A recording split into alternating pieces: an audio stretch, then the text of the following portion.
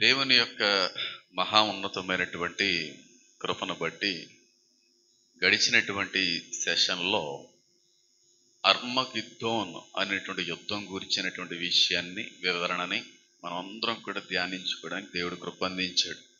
అర్మగిద్దోన్ అనేటువంటి యుద్ధానికి లేదంటే ఆ భాషకి వచ్చినటువంటి ఉన్న అర్థం ఏంటి, అసలు అర్మగిద్దోన్ అనేటువంటి యుద్ధం వెనకాల ఉన్నటువంటి చరిత్ర ఏంటి, మెగిద్దో అనేటువంటి ప్రాంతం ఉండేదని, చరిత్రలో అనేక యుద్ధాల ప్రాంతంలో జరిగాయని, యేసుక్రీస్తు ప్రభు వారితో పాటుగా సాతాను చేసేటువంటి అంతిమ యుద్ధం అని, అలాగే మంచికి చెడుకి సంబంధించిన యుద్ధంలో దేవుడు విజయాన్ని పొందుకుంటాడని, ఇలాంటి ఎన్నో విషయాలు అర్మగిద్దోన్ అనేటువంటి యుద్ధం గురించినటువంటి వివరణలో మీ అందరికి కూడా పంచుకునే ప్రయత్నం అయితే చేశాను. అయితే శ్రమలు అయిపోయినాయి, శ్రమకాలం అయిపోయింది. రానే ఉన్నవాడు, రావలసిన వాడు తన సంఘాన్ని పట్టుకుని ఒలివల కొండ మీద కడుగు పెట్టేశాడు. సాతాన్ని, అబద్ధ ప్రవక్తని, అంత్యక్రీస్తుని ముద్ర వేయించుకున్న వారందరినీ కూడా బ్రతికి ఉండగానే మండుచున్నటువంటి అగ్నిగుండములో పాడేశాడు. వెంటనే వాళ్ళందరూ కూడా నశించిపోయారు. ఆయన రావడం, యుద్ధం జరగడం, సాతాను లేకుండా పూర్తిగా దేవుడు తుడిచిపెట్టేయడం అంతా కూడా జరిగిపోయింది. ఇప్పుడు ఏం జరుగుతుంది? ఇప్పుడు అసలు ఏం జరగాలి? సాతాను లేడు, యాంటీ క్రైస్ట్ లేడు, ఒక మతం లేదు, ముద్ర వేయించుకున్న వ్యక్తులు లేరు, అబద్ధ ప్రవక్తలు లేరు. అన్నిటికీ మించి అసలు సాతాను మూలంగా వచ్చిన పాపమే లేదు. భూమి అంతా కూడా సాతాను లేని భూమిగా మారిపోయింది. యేసుక్రీస్తు ప్రభు వారు ఉన్నారు, అడుగుపెట్టినటువంటి యేసుక్రీస్తు ప్రభు వారు భూమి మీద ఉన్నారు. ఆయన వెంబడి ఆయనతో పాటుగా వచ్చిన మనం అందరం భూమి మీద ఉన్నాం. అలాగే ఆ శ్రమ కాలంలో తట్టుకొని బ్రతికి బయటపడిన మనుషులు కూడా సజీవులే ఇంకా భూమి మీద ఉన్నారు. భూమి అంతా నశించిపోలేదు, భూమి అంతా కూడా ఇంకా నాశనం అయిపోలేదు. ఆ గ్రహాల్లో కొన్ని గ్రహాలను కోల్పోతాం, అలాగే చాలా మంది చనిపోతారు తప్ప మానవ జాతి ఇంకా తుడిచిపెట్టబడలేదు. మానవులు అనేవాళ్ళు ఇంకా భూమి మీద బతికే ఉన్నారు. అయితే ఆ మానవులు యేసుక్రీస్తు ప్రభు వారు సంఘంగా మనము అప్పుడు జరిగేటువంటి పనేంటి అనేటువంటిది ఈరోజు పరిశీలన చేద్దాం. యుద్ధం అయిపోయిన తర్వాత 1000 ఏండ్ల పరిపాలనకు ముందు జరిగేటువంటి విషయం అన్నమాట. అర్మగిద్దోను యుద్ధానికి అలాగే 1000 ఏండ్ల పరిపాలన ప్రారంభానికి మధ్యన జరిగేటువంటి విషయం ఇది. నేను అంటాను, ఇదే 75 రోజుల యొక్క ప్రస్తావన అంటాను. ఒక రోజు నేను చెప్పాను కదా, 1335 రోజులు శ్రమకాలం అయితే అందులో 1260 రోజులు 3.5 సంవత్సరాలు శ్రమ అయిన తర్వాత 75 రోజులు మిగులుతుంది. ఆ 75 రోజుల్లో భయంకరమైనటువంటి కటిక చీకటి యావత్ భూలోకం అంతటనే కూడా ఆవరిస్తుంది. ఆ చీకటిలో ఒకరినొకరు చూసుకోలేనంత భయంకరమైనటువంటి చీకటి ఉంటది అనే విషయాన్ని కూడా మీ అందరికీ చెప్పడం జరిగింది. అంటే లాస్ట్ డేస్ లో ఆ చీకటిలో ప్రత్యక్షం అవుతాడు యేసుక్రీస్తు ప్రభు వారు మనుషులందరికీ కూడా. ఆ ప్రత్యక్షం అయ్యేటువంటి ఆ విషయాన్ని ఒక్కసారి జ్ఞాపకం చేసుకుని లేఖనాల్లోకి వెళ్ళిపోయే ప్రయత్నం అయితే చేద్దాం. మత్తయి సువార్త 24వ అధ్యాయాన్ని కానీ ప్రాముఖ్యమైన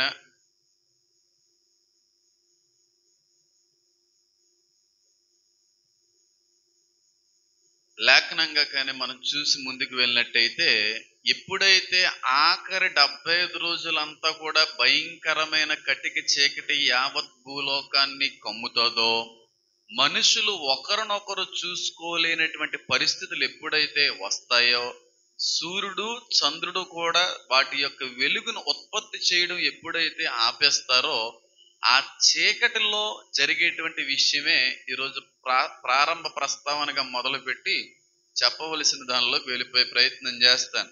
మత్తయి సువార్త 24వ అధ్యాయము 29వ వచనం నుంచి కానీ మనం చదివినట్టయితే, యాంటీ క్రైస్ట్ వీళ్ళందరూ ఉన్నారు, కింద ముద్ర వేయించుకున్న వాళ్ళు చీకటిలో ఉన్నారు. ఆయన వచ్చే సమయంలో లోకం యొక్క పరిస్థితి ఏంటి అనేటువంటిది ఒకసారి చెప్పి ముందుకు వెళ్ళే ప్రయత్నం చేస్తాను. మత్తయ్య 24:29 వచనం. ఆ దినముల శ్రమ ముగిసిన వెంటనే చీకటి సూర్యుని కమ్మును, చంద్రుడు కాంతిని ఇయ్యడు, ఆకాశము నుండి నక్షత్రములు రాలును, ఆకాశమందలి శక్తులు కదిలింపబడును, అప్పుడు మనుష్య కుమారుని సూచన ఆకాశమందు కనబడును. అప్పుడు మనుష్య కుమారుడు ప్రభావముతోను మహామహిమతోను ఆకాశ మేఘారూఢుడై వచ్చుట చూచి భూమి మీదనున్న సకల గోత్రముల వారు కూడా రొమ్ము కొట్టు కొందురు అనేటువంటి మాట కనబడుతోంది. సూర్యుడు లేడు, చంద్రుడు లేడు, నక్షత్రాలన్నీ కూడా ఏమైపోయినాయి అంట, ఆయన అడుగు పెట్టేటువంటి సమయానికి రాలిపోయినాయి. అంటే ఆఖరి 75 భయంకరమైన చీకటి భూలోకాన్ని కమ్మాలంటే సూర్యుడు కొట్టివేయబడాలి, చంద్రుడు కొట్టివేయబడాలి, మిలుక్కు మిలుక్కు అని మెరుస్తున్నటువంటి ఆ నక్షత్రములు బట్టి వచ్చేటువంటి ఆ వెలుగు కూడా పూర్తిగా ఆగిపోవాలి గనక ఆ నక్షత్రాలు కూడా ఆగిపోయినాయి, కిందకి రాలిపోయినాయి. ఇంకంత విశ్వం అంతా చీకటే. పై విశ్వంలో ఎలాంటి చీకటి అయితే కమ్మిందో భూలోకం కూడా అలాంటి చీకట్లో 75 రోజులు బ్రతుకుతున్నటువంటి సమయంలో ఒక్కసారి ఆకాశంలో తలుక్కుని మెరిసింది ఒక మెరుపు. ఆ మెరుపే ప్రభువు అయిన యేసు క్రీస్తు వారు. అదే అక్కడ రాయబడిన మాట. అంత భయంకరమైన చీకటి, మొత్తం విశ్వము భూలోకము అంత చీకటి కమ్మేసినప్పుడు 75 రోజుల నుంచి ఇంక అసలు మనుషులు మరొక మనిషిని చూడలేనంత పరిస్థితిలో ఉన్నప్పుడు ఒక్కసారిగా ఆకాశం నుండి వెలుగు రావడం చూశారు అనుకోండి. వెలుగు రావడాన్ని బట్టి ఆశ్చర్యపడడం ప్రక్కన పెడితే ఇక్కడ వాళ్ళు చెప్పిన మాట ఏంటంటే రొమ్ములు కొట్టుకుంటారు అని రాయబడింది. చాలా క్లియర్ గా రాయబడి చూడండి. అప్పుడు మనుష్య కుమారుడు ప్రభావముతోను మహామహిమతోను ఆకాశ మేఘారూఢుడై వచ్చుట చూచి, ఆకాశం మేఘాల మీద ఆయన రావడం చూసి సకల గోత్రముల వారు కూడా ఏం చేస్తారంట చెప్పాలి, రొమ్ము కొట్టుకుంటారో అనేటువంటి మాట కనబడతా ఉంది. అంటే ఒలీవల కొండ మీదకి అడుగు పెట్టే సమయానికి రొమ్ము అందరూ కొట్టుకుంటారంట. అంటే దీన్ని బట్టి మనకు అర్థం అవ్వాల్సింది ఏంటంటే అక్కడ సకల గోత్రముల వారు అని ఉంది. అంటే గోత్రములు అనేటువంటి మాట రాయబడింది కనుక మనం అనిపించేది ఏంటంటే ఇశ్రాయేలుకి సంబంధించిన 12 గోత్రాల వారు కూడా యేసుక్రీస్తు ప్రభు వారి యొక్క రాకను చూసి విసర్జించినటువంటి క్రీస్తు యొక్క స్వారూప్యాన్ని చూసి వాళ్ళు రొమ్ము కొట్టుకుంటారేమో అని అనుకుంటా ఉంటారు. వాస్తవానికి గోత్రములు అనేటువంటి ఆ తెలుగు పదం దగ్గర ఆల్ నేషన్స్ అనేటువంటి మాట రాయబడింది. గ్రీక్ లో పైలి అనే మాట. అంటే హ్యూమన్ బీయింగ్స్ అందరూ కూడా, మానవులందరూ కూడా ఆయన వచ్చే రాకను చూసి ఏం చేస్తారు, రొమ్ము కొట్టుకుంటారు, గుండు బాదుకుంటారన్నమాట. అయితే ఇక్కడే మనకు చిన్న సందేహం అనేటువంటిది వస్తుంది. ఏమండి, యేసుక్రీస్తు ప్రభు వారు వచ్చేది, అడుగు పెట్టేది ఒలీవల కొండ మీద. అంటే ఇశ్రాయేలులో ఆయన అడుగు మోపబోతా ఉన్నాడు. కానీ భూమిలో ఉన్న మనుషులందరూ కూడా ఇశ్రాయేల్లో అడుగు పెట్టేటువంటి యేసుక్రీస్తు ప్రభు వారిని చూడడం సాధ్యమేనండి? సాధ్యం కాదు కదా అని అనుకుంటా ఉంటారు. అవునా కదా? ఇశ్రాయేల్లో అడుగు పెడుతున్నాడు, ఆరోహణమైనటువంటి క్రీస్తు మళ్ళీ వచ్చే సమయంలో అక్కడ అడుగు పెడుతున్నప్పుడు ఇశ్రాయేల్ వారు చూశారు, రొమ్ము కొట్టుకున్నారంటే దానికి అర్థం ఉంటది. లేదంటే ఇశ్రాయేల్ చుట్టుపక్కల ప్రజలందరూ కూడా ఆయన కనబడి వెంటనే రొమ్ము కొట్టుకున్నారంటే దానికి ఒక అర్థం ఉంటది. కానీ భూమి మీద ఉన్న సకల మానవ జాతి వాళ్ళు కూడా ఆయన చూసి రొమ్ము కొట్టుకోవడం ఏంటండి అంటే ఆయన రావడం అనేది భూలోకంలో ఉన్న వారు అందరూ చూస్తారా అంటే వాక్యాన్ని బట్టి అందరూ చూస్తారు. అది ఎలా సాధ్యం అని అంటే దానికి నేను వివరణ ఇవ్వలేను, దానికి గల ఆధారాలు నేను చూపలేను, కానీ ఖచ్చితంగా మాత్రం చూసి తీరుతారు. ఈ మాట చెప్తున్నా, బాగా గుర్తుపెట్టుకోండి. ఇప్పుడు సూర్యుడు నడినెత్తి మీద ఉంది, నడినెత్తి మీద ఉంది. ఇప్పుడు కాకినాడలో ఉన్న వాళ్ళందరూ కూడా బుర్రపైకి ఎత్తారు అనుకోండి, సూర్యుడు కనబడుతుందా కనబడదా? హైదరాబాద్ లో ఉన్న వాళ్ళందరూ కూడా బుర్రపైకి ఎత్తారు అనుకోండి, సూర్యుడు కనబడుతుందా కనబడుతుందా? కనబడుతుంది. వైజాగ్ లో ఉన్నవాళ్ళు, బెంగళూరులో ఉన్నవాళ్ళు, చెన్నైలో ఉన్నవాళ్ళు ఎవరైనా సరే ఇదే సమయంలో బుర్రపైకి ఎత్తారు అనుకోండి, కనబడేది సూర్యుడే. కానీ అమెరికా వాళ్ళు కానీ ఇప్పుడు బుర్రపైకి ఎత్తారు అనుకోండి, కనబడేది సూర్యుడు కాదు, ఏంటది? చంద్రుడు. అంటే ఇప్పుడు 11:30 అవుతుంది అంటే ఇంచుమించుగా వాళ్ళకి రాత్రి 1:30, 2 ఆ సమయం అవుతా ఉందన్నమాట. కాబట్టి ప్రపంచం అంతా కూడా, ప్రపంచ దేశాలన్నీ కూడా ఒక్కసారే సూర్యుడు చూడాలంటే జరగదు. సూర్యుని చూడాలనుకుంటే పని అవేది కాదు. ప్రపంచంలో ఉన్న అన్ని దేశాల వరకు కూడా ఒక్కసారిగా చంద్రుడిని చూడాలన్నా సరే అది పని కాదు. ఎందుకంటే టైం జోన్స్ తేడాగా ఉన్నాయి. కానీ యేసు క్రీస్తు ప్రభు వారి యొక్క రాకడ విషయంలో మాత్రం ప్రపంచంలో ఉన్న అన్ని దేశాల వారు ఒకేసారి చూస్తారండి.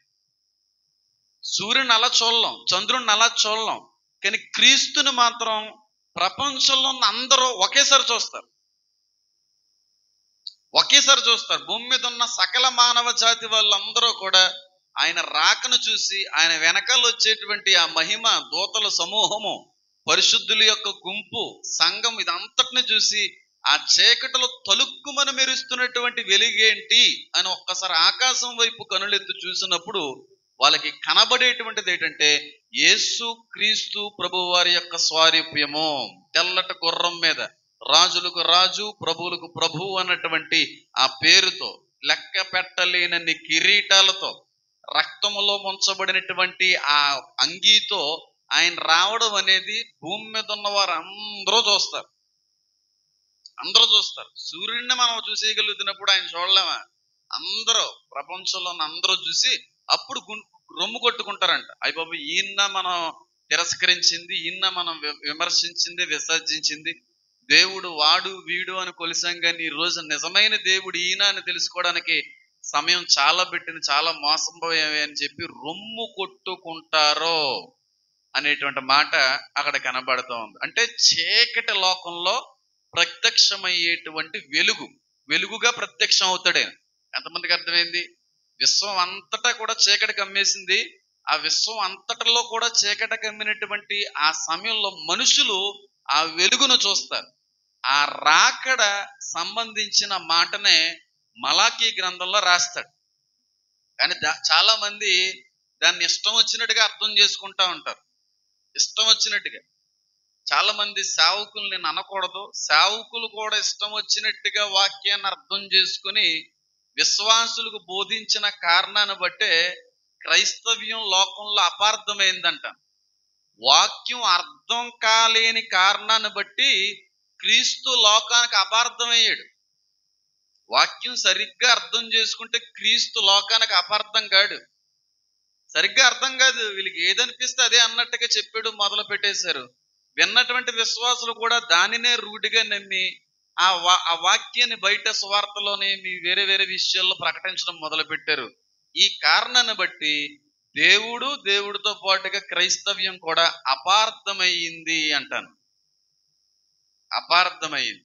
ఇక్కడ మత్తయి సువార్త 24వ అధ్యాయంలో కనబడుతున్నటువంటి ఆ వచనానికి సంబంధించిన దగ్గర లింకు మలాకీలో ఉంటుంది, మలాకీ గ్రంథంలో ఉంటుంది. ఆ పరిస్థితి ఎలా ఉంటుంది అనేటువంటిది అక్కడ రాయబడింది. ఆ మలాకీ గ్రంథంలో ఆయన వచ్చేటువంటి సమయంలో క్రీస్తుకి పెట్టబడినటువంటి పేరే చెప్పండి, ఏమైనా ఐడియా ఉంటే? యేసుక్రీస్తు ప్రభు వారికి పెట్టబడిన పేరు నీతి సూర్యుడు. మలాకీ గ్రంథం 4వ అధ్యాయాన్ని కానీ మనం చూసినట్టయితే అక్కడ మాట కనబడతా చూడండి. మలాకీ గ్రంథము 4వ అధ్యాయము మొదటి 2 వచనాల్లో కానీ మనం చదివినట్టయితే, ఇందాక మనం చదివినటువంటి ఆ 24 మత్తయిలో ఉన్నటువంటి మాట, ప్రకటన గ్రంథం 19వ అధ్యాయంలో కనబడేటువంటి ఆ సందర్భం, మలాకీ 4:1-2లో కనబడేటువంటి సందర్భం కూడా ఒకటే. చాలా క్లియర్ గా చదువుతున్నాను చూడండి.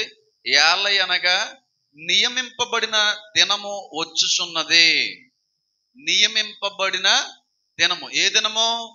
రాకడ దినము వచ్చుచున్నది. కొలిమి కాలునట్లు అది కాలును. గర్విష్ఠులందరూ దుర్మార్గులందరూ కొయ్య కాలువలే ఉందురు. వారిలో ఒకనికి వేరైనను చిగురైనను లేకుండా రాబోవు దినము అందరినీ కూడా కాల్చివేయునని సైన్యములకు అధిపతికి యెహోవా సెలవిచ్చుచున్నాడు. అయితే నా నామమందు భయభక్తులు గలవారగు మీకు ఎవరు ఉదయిస్తారండి? నీతి సూర్యుడు ఉదయిస్తాడు.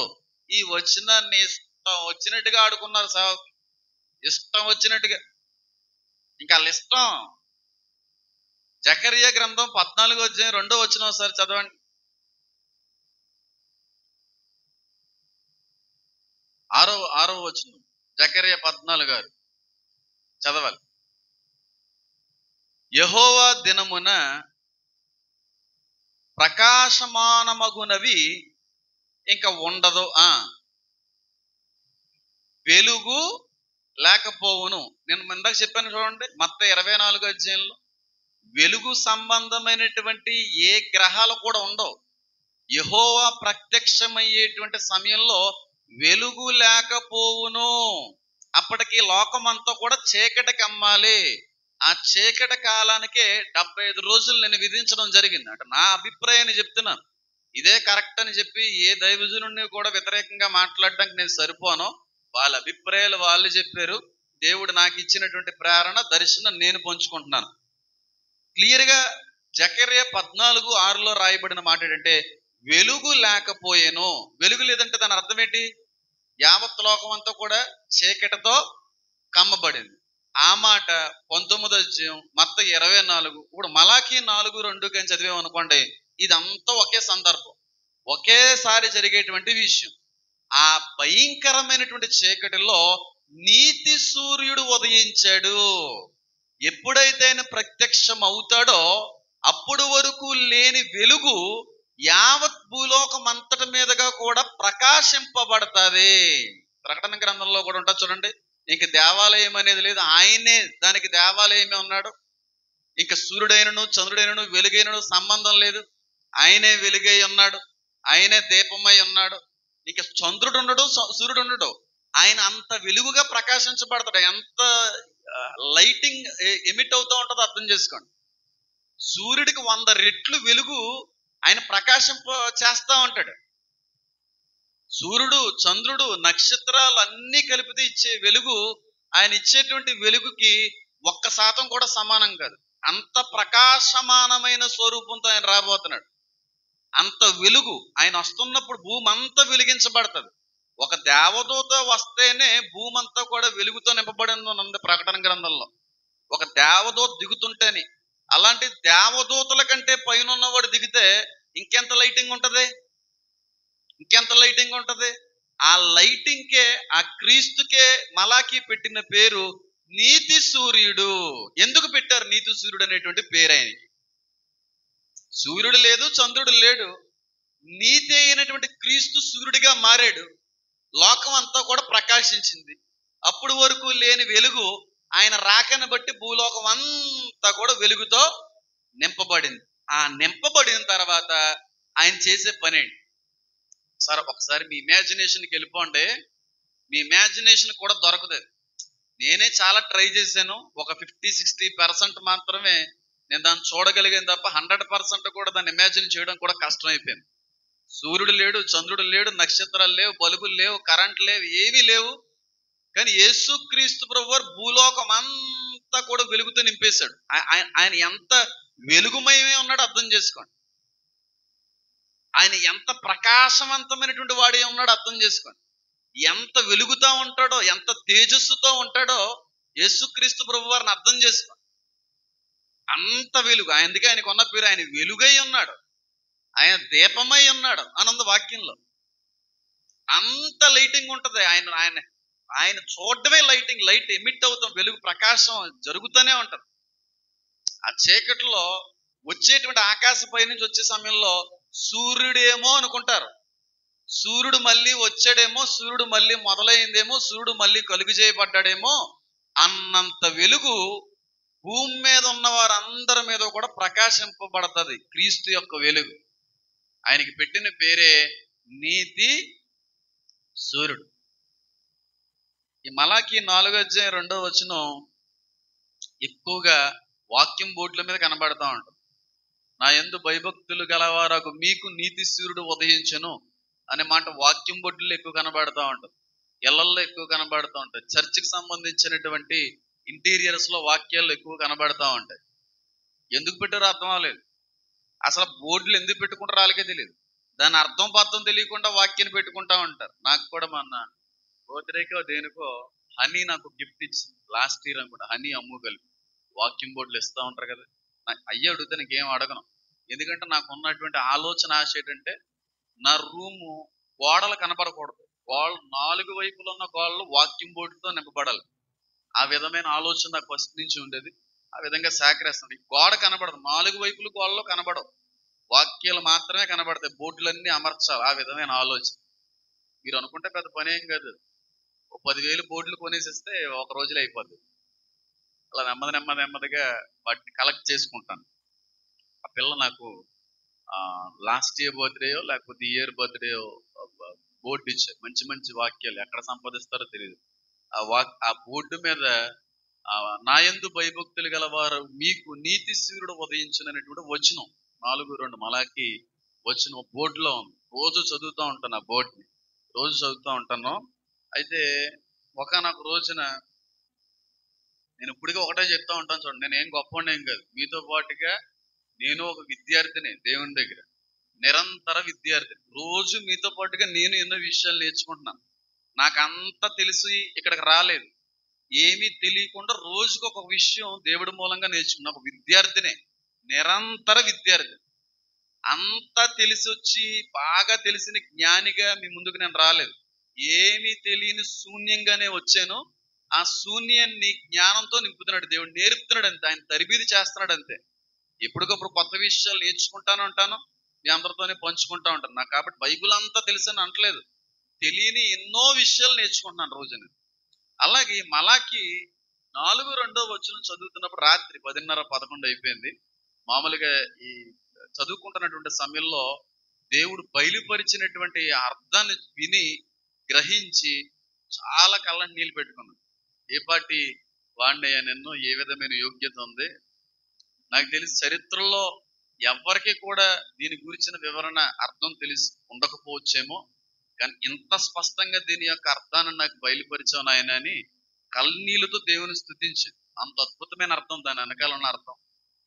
మలాకి 4:2 ఉన్నటువంటిది ఎవరో అనుకుంటున్నట్టుగా నీతి సూర్యుడు ఉదయించడం అన్నది ఇష్టం వచ్చినట్టుగా తీసుకుంటారు, కానీ ఆ నీతి సూర్యుడు యేసుక్రీస్తు ప్రభువారే. ఆ సూర్యుడు యేసయ్య. నీతి సూర్యుడు అని ఎందుకు పెట్టారు మరి? దాని వెనకాల ఉన్న అర్థం ఏమై ఉన్నది అనేటువంటి విషయాన్ని కూడా మీతో పంచుకుంటాను. ఖచ్చితంగా వాక్యం వినేటువంటి మీరు, యూట్యూబ్ లో వాక్యం చూసేటువంటి ఫాలోవర్స్ ఖచ్చితంగా ఆశ్చర్యపడక తప్పరు. అంత అద్భుతమైనటువంటి మర్మాన్ని మీ అందరి ముందు కూడా ఈ రోజు తీసుకుని వచ్చే ప్రయత్నం చేస్తా. చెప్పిన తర్వాత యేసుక్రీస్తు ప్రభు వారి మీద మరింత గౌరవం పెరుగుతుంది, మరింత ప్రేమ పెరుగుతుంది. క్రైస్తవులు కాదు, అన్యులు సైతం ఆయన ప్రేమించడం మొదలు పెడతారు. అన్యులు సైతం ఆయన అభిమానించడం మొదలు పెడతారు. అన్యులు సైతం ఆయన యొక్క నీతిని బట్టి ఆకర్షితులవుతారు. అంత అద్భుతమైనటువంటి వచనం అది. ఒకే ఒక్క లైను కానీ చరిత్రను మార్చేయగలదు ఆ లైను. అన్యుల గుండెల్లో ఉన్నటువంటి ఆ చెడ్డ అభిప్రాయాన్ని తునాతునకలుగా తుడిచిపెట్టేయగలదు ఆ వచనం యొక్క వివరణ. ఎందుకు నీతి సూర్యుడు అనేటువంటి పేరు ఆయనకి పెట్టబడింది? ఆయన వచ్చే సమయంలో నీతి సూర్యుడు అని ఎందుకు పెట్టబడింది అనుకున్నారు? మీ ఏమనుకున్నారు చెప్పండి, ఏమన్నా? ఎందుకు నీతి సూర్యుడు అని చెప్పి యేసుక్రీస్తు ప్రభు వారు పిలువబడుతున్నారంటారు? చెప్పండి, పర్లేదు, ఏం ఫీల్ అవ్వం. మీరు విద్యార్థులే, నేను విద్యార్థిని. ఎవరు ఎక్కువ కాదు, ఎవరు తక్కువ కాదు. ఒకవేళ నాకు బయలుపరచబడినటువంటి విషయం దేవుడు మీ నోటగానే పలికిస్తే అమ్మో అని చెప్పి నేను ఇంకా సంతోషిస్తాను కదా. నీతి సూర్యుడు అనేటువంటి పేరు ఆయనకి ఎందుకు పెట్టబడింది?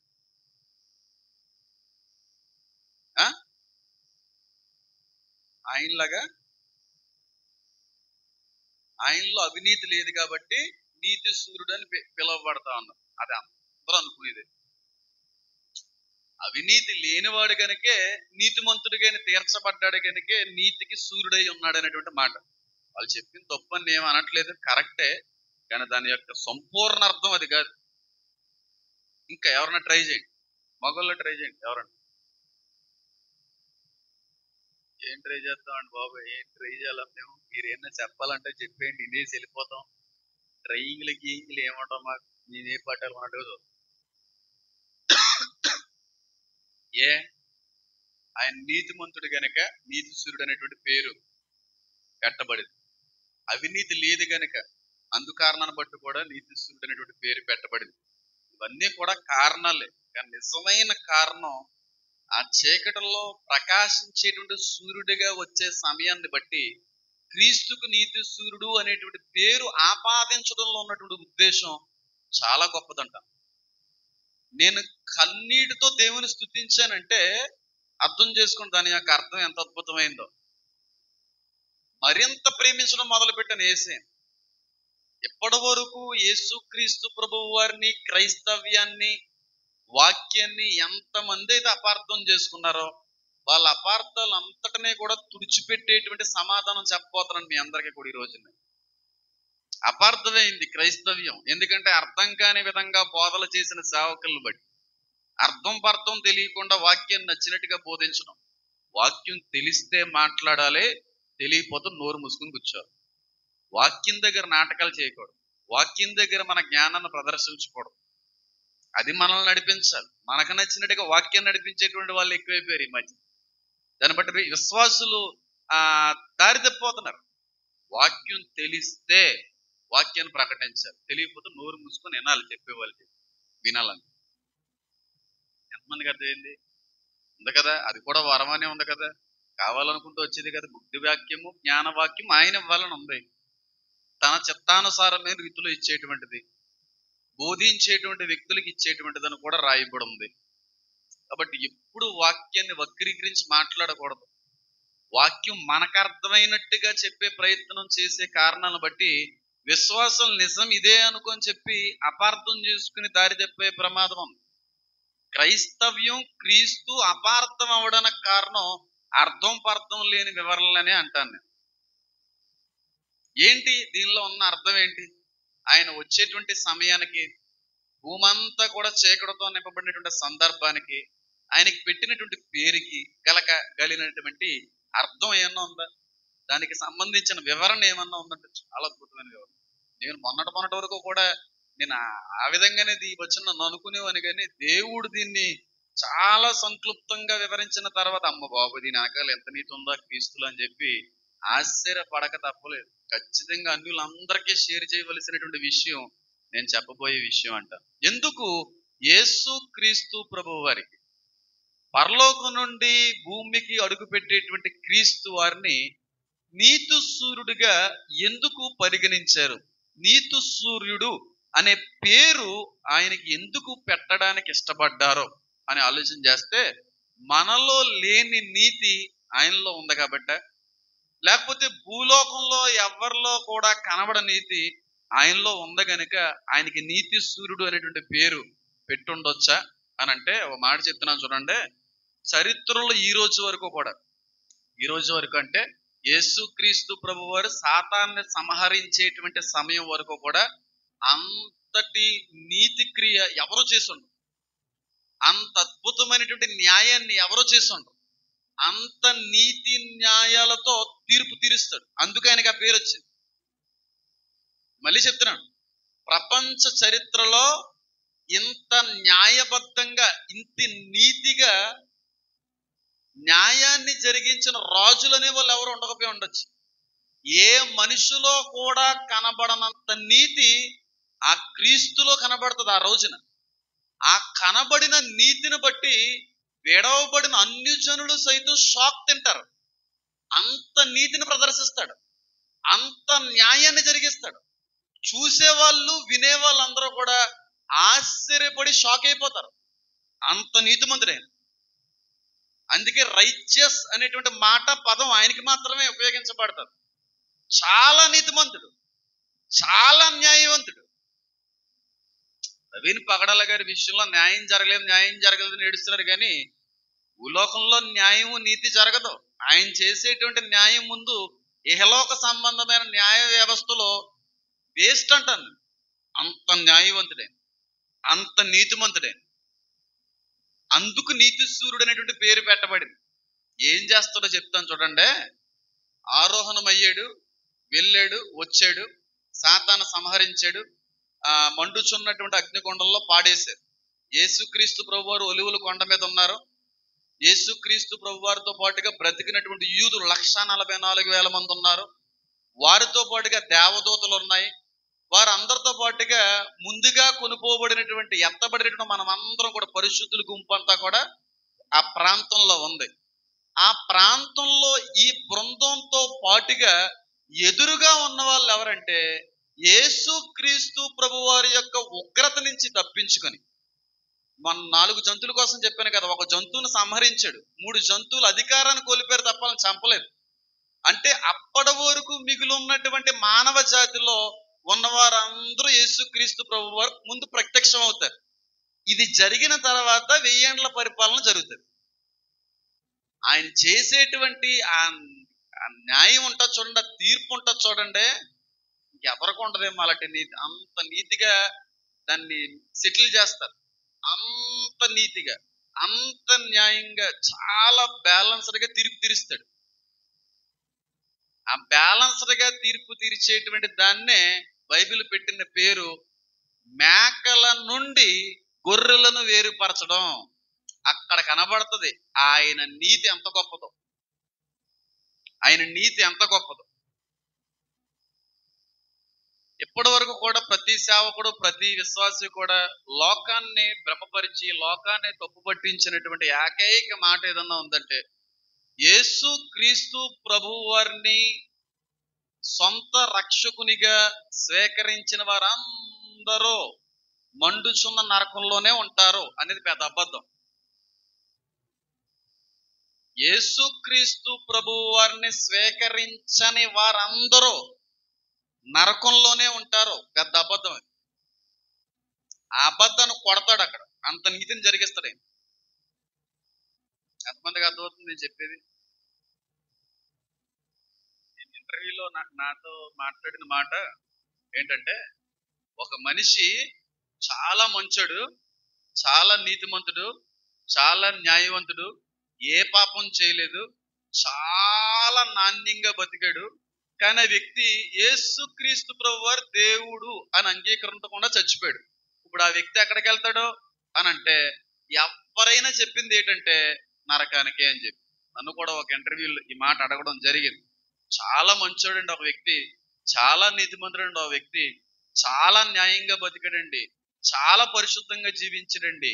ఆ వ్యక్తి క్రీస్తుని అంగీకరించకుండా అంత మంచిగా బతికి చచ్చిపోయిన నరకానికే వెళ్తాడా అంటే, నరకానికే వెళ్తారు అని చెప్పారు చాలా మంది. కానీ అది అబద్ధం. అది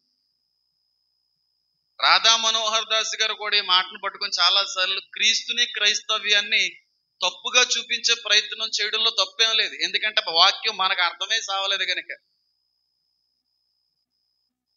వాక్యంలో ఉన్న మాట ఏంటో తెలుసా? ఆయన లోకమును ఎంతో, లోకం అందరినీ ప్రేమించాడు. ప్రేమించినోడు శిక్షిస్తాడా?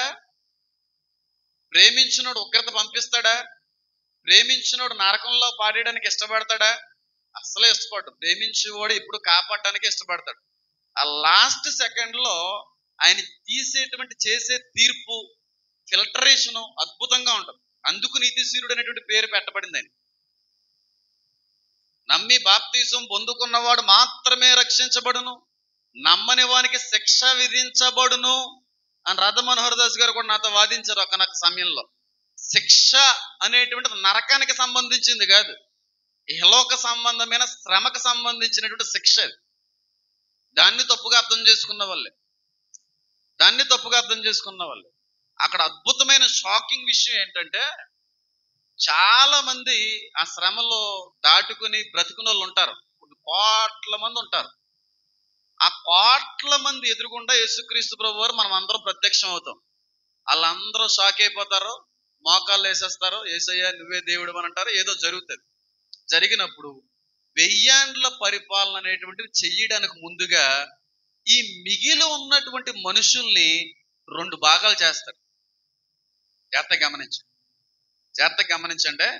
వీళ్ళు చచ్చిపోయిన వాళ్ళు కాదు, బ్రతుకున్న వాళ్ళే. ఈ బ్రతుకున్నటువంటి వ్యక్తుల గుంపులో 2 భాగాలు అవుతాయి. ఒక భాగం మేకలో, ఒక భాగం ఏమో గొర్రెలు. గొర్రెల భాగాన్నేమో నా కుడివైపున ఉండండి అంటాడు, ఎడమవైపు ఉన్నటువంటి భాగాన్నేమో యేసుక్రీస్తు ప్రభు వారు శపిస్తారు. అది నీతిక్రియ. చాలా అద్భుతమైనటువంటి న్యాయం జరుగుతుంది. ఎక్కడ రాయబడి ఉందండి? ఎందుకు నీతి సూర్యుడు అనే పేరు ఆయనకి పెట్టబడిందంటే, మత్తయి సువార్త 25వ అధ్యాయంలో ఆ మాట కనబడుతుంది మనకి. ఆయన ఎంత నీతిమంతుడో, ఎంత న్యాయకర్తో, ఎంత గొప్ప న్యాయాధిపతో, ఎంత న్యాయవంతుడో అక్కడ ఆయన చేసేటువంటి చిన్న పనులు అర్థమవుతుంది. చాలా అద్భుతంగా ఉంటుంది. అందుకు నీతి సూర్యుడు ఉదయించాడు. ఈ విషయం మనకి యెషయా గ్రంథంలో కూడా ఉంటది. ఒకసారి తీయండి, యెషయా గ్రంథం 58వ అధ్యాయం. యెషయా గ్రంథం 58.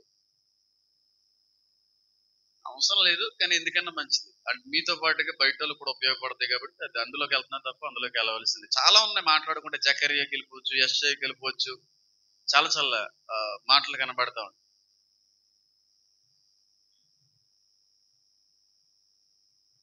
యెషయా 7లో కూడా ఒక మాట ఉంటుంది, అద్భుతమైన మాట. అది కూడా మనం తర్వాత పరిశీలించే ప్రయత్నం చేద్దాం. యెషయా 58వ అధ్యాయం తీసి పెట్టుకో. యెషయా 58వ అధ్యాయం.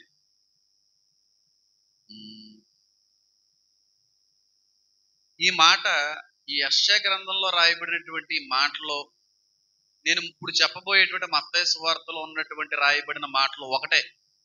ఈ రెండు మాటలను బట్టి ఆయన నీతి కనబడుతుంది మనకి. చూడండి, యెషయా 58వ అధ్యాయము 8వ వచనం ఆఖరి భాగం, అంటే క్వశ్చన్ మార్క్ తర్వాత. అలాగున నీవు చేసిన ఎడల నీ వెలుగు వేకువ చుక్క వలె ఉదయించును, స్వస్థత నీకు శీఘ్రముగా లభించును, నీ నీతి నీ ముందర నడుచును. నీ నీతి నీ ముందర నడుచును అంటే నీ గురించి సాక్ష్యం, నువ్వు చేసిన నీతి చెప్తుంది అని అర్థం అన్నమాట. ఇప్పుడు మత్తయి సువార్త 25వ అధ్యాయము 31వ వచనం నుంచి నేను చదువుతాను. ఆయన ఎంత గొప్ప నీతిమంతుడో లోకానికి అర్థమయ్యే విధంగా నేను చెప్పే ప్రయత్నం చేస్తాను. మీరు ఎక్కడ కూడా ఆగిపోకుండా షేర్ల మీద షేర్లు కొట్టాలి. 25 మత్తయ్య 31వ వచనం చదువుతున్నాను. చదివే ముందు చిన్నది ఇస్తాను, జాగ్రత్తగానండి. చదివేకండి, చదివే ముందు అమ్మాయి ఒకసారి ఏమండి చెప్తున్నాం కదా తెలుగులో చదువుదురు కానీ, ఆ చదివే ముందు చిన్న క్లారిఫికేషన్ ఇస్తాను, చిన్న టెక్స్ట్ ను ఉపయోగిస్తాను.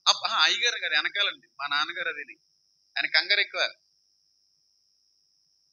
ఇలేరా వారు చిన్నప్పుడు నన్ను ఒకసారి కొట్టారు, ఇప్పుడు తీర్చుకున్నాను బాగా.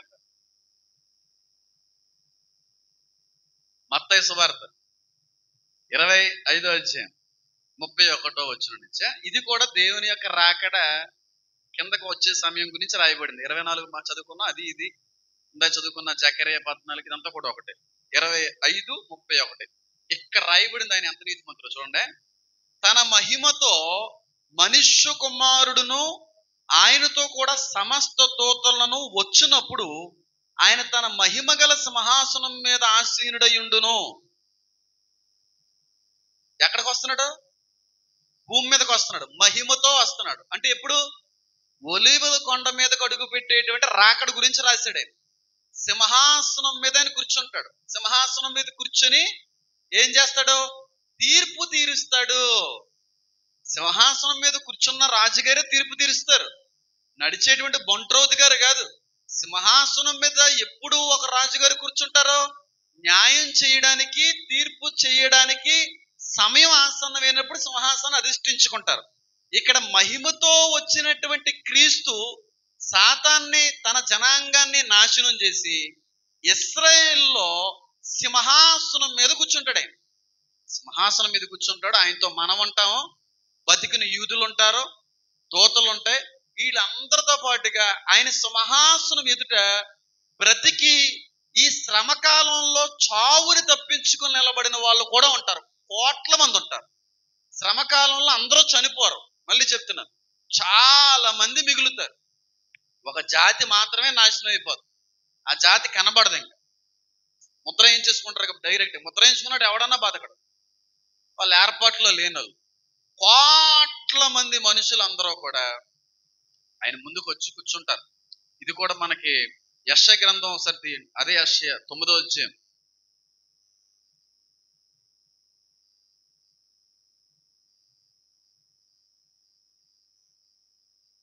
6-7 వచనాలు ఒకసారి చదవండి.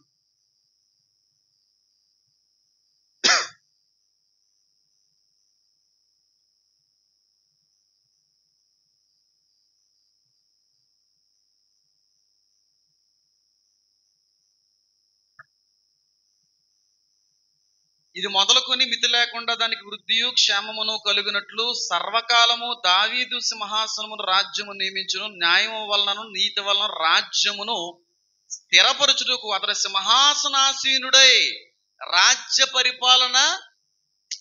ఇందాక మత్తయి సువార్త 25 ఏం కనబడింది?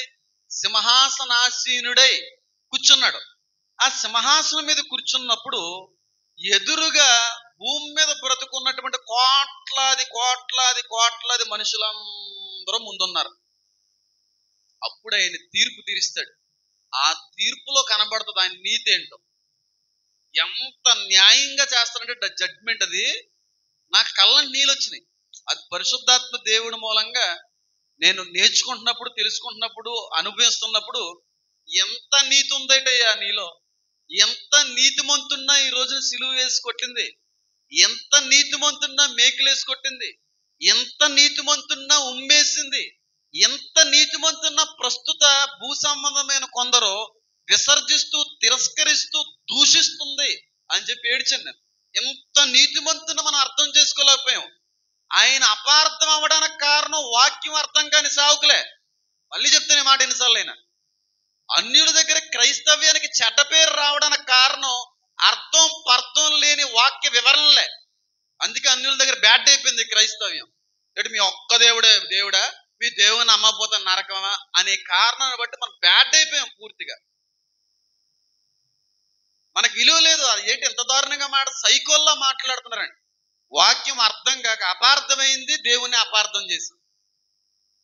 ఆయన సింహాసనం మీద కూర్చుంటాడు, కోట్లాది మంది మనుషులు అందరూ ముందుంటారో తీర్పు తీరుస్తాడండి నిమిషంలో. ఆ తీర్పు తీర్చినప్పుడు ఆ మనుషుల్లో ఒక గుంపు ఆశ్చర్యపడిపోతారు. వాళ్ళే షాక్ తింటారు. అయ్య బాబోయ్ అంత నీతి ఉందేంటి అని చెప్పి వాళ్ళు ఫ్యూజులు ఎగిరిపోతాయి. ఎందుకంటే అక్కడ విడవబడిన వాళ్ళందరికీ ఒకే ఆలోచన, మేము ఆయన్ని యేసుక్రీస్తు ప్రభు వారిని నిజమైన దేవుడిగా అంగీకరించకుండా విడవబడిపోయాం, మమ్మల్ని అందరిని ఆయన శిక్షిస్తాడు, మమ్మల్ని అందరినీ నరకంలో వేసేయబోతున్నాడు, మనందరినీ కూడా దండించిపోతున్నాడు. ఎందుకంటే మేమే కదా ఆయన దేవుడు కాదని వాదించింది, మేమే కదా ఆయన దేవుడు కాదని చెప్పి విసర్జించింది, మేమే కదా యేసుక్రీస్తు ప్రభు వారిని దూషించింది. అలాంటి ఆయన మన కళ్ళ ముందు ఇప్పుడు సింహాసనాసీనుడై కూర్చున్నాడే, ఈయనే దేవుడని చెప్పి తెలియక ఎన్నెన్నో మాటలన్నామే అని చెప్పి లోపల టెన్షన్ పడిపోతున్న సమయంలో ఆ టెన్షన్ అంతటినీ కూడా కూల్ చేస్తాడు ఆ తీర్పులో. ఏంటి ఆ తీర్పు చూడండి, 31వ వచనం నుంచి. తన మహిమ గల సింహాసనం మీద ఆసీనుడై ఉండును, అప్పుడు సమస్త జనములు అన్నారా, కొందరే అన్నాడా? సమస్త మానవులు కూడా, భూమి మీద ఉన్న సమస్త మానవులు. వాళ్ళని చివరి రోజుల రోజుల్లో అందరినీ కూడా అక్కడ పోగు చేస్తారని కూడా ఉంది బైబిల్ వచనంలో. అది కూడా మాట్లాడతాను చూడండి. అప్పుడు సమస్త జనములు ఆయన ఎదుట పోగు చేయబడుదురు. అంటే ప్రపంచవ్యాప్తంగా ఉన్న మానవాళ్ళందరూ కూడా ఆయన ఇశ్రాయేలులోకి అడుగుపెట్టి సింహాసనం మీద కూర్చున్నటువంటి ప్రదేశం దగ్గరికి పోగు చేయబడతారు. అంటే ప్రపంచంలో ఉన్న సమస్త మానవులు కూడా ఆ రోజున అక్కడే కనబడతారు, అక్కడ ఆయన ముందు ప్రత్యక్షం అవుతారు. పోగు చేయబడుదురు. గొల్లవాడు మేకలలో నుండి గొర్రెలను వేరుపరిచినట్లు ఆయన వేరుపరిచి, ఇక్కడ జాగ్రత్తగా గమనించారు, గొల్లవాడు మేకల్లో కలిసిపోయినటువంటి గొర్రెల్ని వేరుపరుస్తాడు. సాయంత్రకాల సమయం ఆ ప్లేస్కి వచ్చాక ఆయన ఆ మేకలోడు గొర్రెలు మేపే సమయంలో రెండాటిని కలిసే తీసుకెళ్తాడు, మేసేస్తాయి. మేసి మళ్ళీ వాటి గృహం దగ్గరకు వచ్చిన తర్వాత అలా ఉంచాడు. ఎందుకంటే ఇన్బ్రీడ్ అవుతుంది. మేక గొర్రె మీదకి వెళ్ళింది అనుకోండి, ఇన్బ్రీడ్ పిల్లలు పట్టడం, అక్కడ క్వాలిటీ పోతుంది. కాబట్టి సాయంత్రం మీద మేకల్ని వేరే గుంపులో పెడతాడు, గొర్రెల్ని తీసి వేరే గుంపులో పెడతాడు. ఇక్కడ వేసే ఇదే చేస్తున్నాడు. అందరూ ఉన్నారు, ప్రపంచ జనాభా అంతా కూడా కూడుకున్న సమయంలో గొల్లవాడు అంటే ఎవరు? గొల్లవాడు అంటే కాపరే. మనకి ఎవరు కాపరే? ప్రధాన కాపరే. అది వచ్చిన బైబిల్ అంతా లింకులే అయిపోయి ఉంటాయి. అన్ని లింకులే అస్సలు అర్థం కాదన్నట్టుగా ఉంటది. కానీ అర్థం చేసుకుంటే అయ్యి బాబా అసలు బైబిల్ వదలపుట్టే అవదు. వదల బుద్ధి కాదా? వదల పెట్ట బుద్ధి కాదు. నాకు మటన్ బిర్యానీ అంటే చాలా ఇష్టం. నేను ఏ హోటల్కి వెళ్ళినా మటన్ దమ్ బిర్యానీ ఉందని అడుగుతాను. అది ఎంతైనా తింటాను, నాకు అంత ఇష్టం. మటన్ బిర్యానీ కంటే ఎక్కువ ఇష్టం ఏంటో తెలుసా? దేవుని వాక్యం. తిన్న కొంతసేపటికి ఆశ తీరిపోతాం, అమ్మయ్య తినేసాం అని ఉంటాం. ఇది అలా కాదు, ఎంత తింటున్నా ఇంకా తినాలనిపిస్తుంది, ఇంకా చదవాలనిపిస్తుంది, ఇంకా తెలుసుకోవాలనిపిస్తుంది. అంత తృప్తినిస్తుంది, అంత తృప్తి. అందుకే ఆయన అంటే రుచి చూశాను కాబట్టి వదలలేను దీన్ని. అంత అద్భుతమైన గ్రంథం. అందులో దేవుడిచ్చిన వరాలు ఒకటి జోడేని ఏమో ఒక రేంజ్ లో ఇష్టపడతా ఉంటాను గ్రంథాన్ని. చాలా ఇష్టం, నాకు చాలా ఇష్టమే. గొల్లవాడు మేకల నుండి గొర్రెలను వేరుపరిచినట్టుగా వేరుపరిచి, చూడండి, తన కుడివైపున గొర్రెలను ఎడం వైపున మేకలను నిలవబెట్టును. కుడివైపున ఎవరున్నారు? ఎప్పటి వరకు సేవకులు గొర్రెలు అని ఎవరి గురించి చెప్తా ఉండేవారు? క్రైస్తవ విశ్వాసులు గొర్రెలు అన్నారు. నీ బొందేం కాదు, క్రైస్తవ విశ్వాసులు ఒక్కరే కాదు గొర్రెలు. క్రీస్తు యొక్క బోధనకి అనుకూలంగా బ్రతికిన వాళ్ళందరూ గొర్రెలే, వాళ్ళు అన్యులైనా సరే. నా గొర్రెలు నా స్వరము వినును అనే వచనం అర్థం కాక వచ్చిన అపార్థాలు ఇవన్నీ. క్రైస్తవుల్నే గొర్రెలను పిలుస్తూ ఉంటారు, నిజమని చెప్పి మనం ఒప్పుకుంటాం, పెద్ద అబద్ధం అది. క్రైస్తవులు ఒక్కరే గొర్రెలు కాదు.